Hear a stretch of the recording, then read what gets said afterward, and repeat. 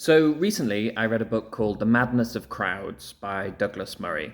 It's among the worst books I've read this year, and it's also among the funniest, and that's what I'd like to talk to you about today. So, if you're not familiar with who Douglas Murray is, you'll have probably seen him in a YouTube thumbnail, wrinkling his nose, about to deliver some classic Douglas Murray ponage. He is well known for appearing in videos and poning people for having woke opinions about things. Usually like a feminist high schooler, and doing so has earned him the reputation of a bit of a kind of intellectual destroyer. There was a time, probably around about the time this book came out, where he was being described by people as a sort of larval Christopher Hitchens, and I think those people were half right. He's someone I've always instinctively had no regard for at all, but I've always been slightly nagged by the fact that I've never actually read him. Well, I have read one of his books now, and that nagging feeling has just completely disappeared. So in The Madness of Crowds, Douglas Murray says he's noticed that people are increasingly irrational and herd-like in their behaviour, and are acting in ways that he finds simply unpleasant. So he sets out to confront the true causes of this and totally pwn the perpetrators. Immediately I was reassured by how awful and twittery the prose was. Both in its grammar and prejudices, it is indistinguishable from a social media meltdown. What I was a bit more surprised by was the rather Alan Partridge-like tone to a lot of what Douglas Murray had to say. He begins with this absolutely ridiculous moment where he compares the hoped-for effect of his book to a mine-clearing system someone in the army has told him about, describing this chain reaction of detonations made by this device called a giant viper to the hoped-for effect of his book as he reaches all of his readers and hopefully brings about violent, incendiary change. There are also quite Partridge-like insights, montage-like insights into the making of the book. Lots of phrases like a quick Google book search shows, or, I booted up Twitter, entered the key phrase mangina, and stood back appalled at what I found. That kind of thing. And a lot of it is quite baffling, sweeping, and unsubstantiated theories of Douglas Murray's.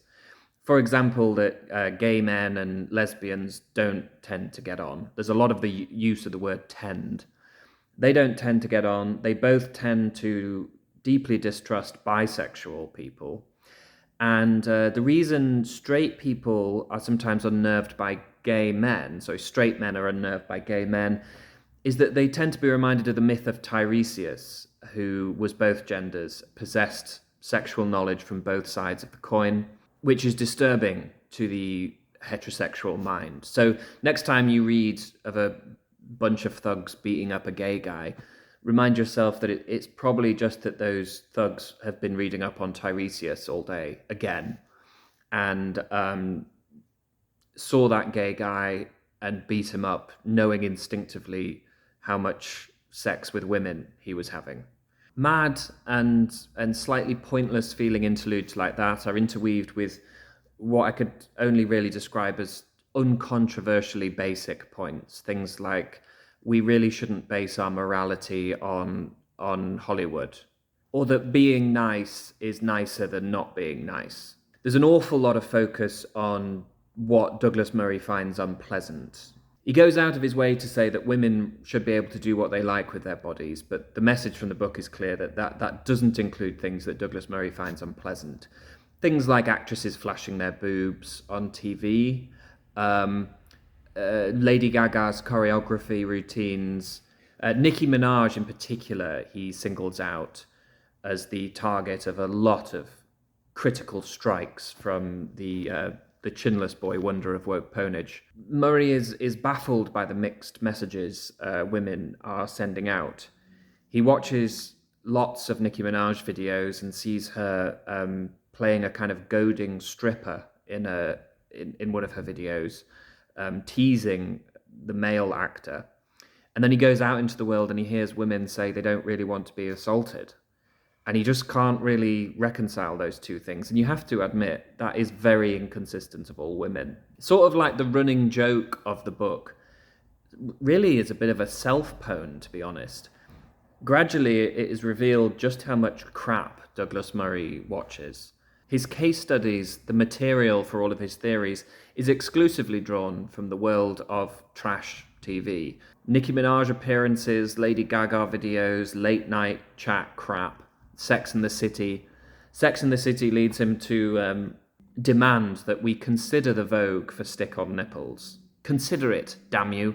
I considered it very seriously and thought it really did reveal a glaring inconsistency on the part of women in terms of not wanting to be assaulted and yet wanting to stick on nipples. I mean, how do you square that circle? There's a lot of paragraphs where Douglas Murray is very agitated and in full woke Ponage form, but you get to the end of the paragraph and you're not really sure kind of what the point is. You're just left thinking, yeah, silly Lady Gaga.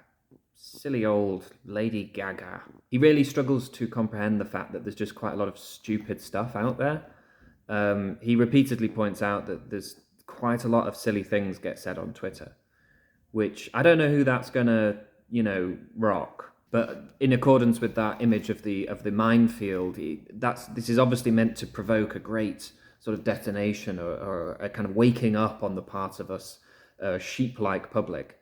The epigraph to his book is G.K. Chesterton followed by Nicki Minaj, which really sets the tone. Like, can't you see how stupid we have become? I mean, can you imagine Nicki Minaj solving a mystery, never mind writing one? Nicki Minaj isn't a famous source of epigrams. Do you get it? Are you beginning to see? A lot of the book just sounds like that. What about womansplaining, huh? Ever think about that? What about toxic femininity? Don't like masculine stoicism? Would you say that to a man who was dying of some inoperable disease? So yes, a reassuringly terrible book by Douglas Murray. The Madness of Crowds, obviously the title is meant to remind us that the devil is a crowd, that the intelligence of a crowd tilts towards its lowest common denominator. But ironically, all the book does is end up proving that you can be just as stupid, deranged, and herd-like all on your own.